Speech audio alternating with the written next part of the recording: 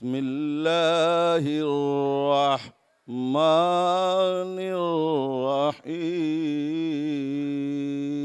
الرحيم إذا جاء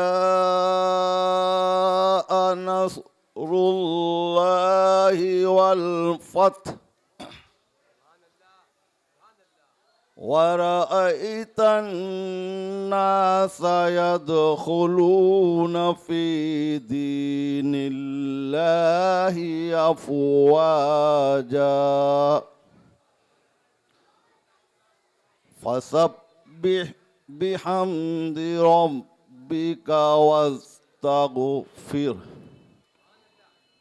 إنه كان توابا صدق الله العظيم.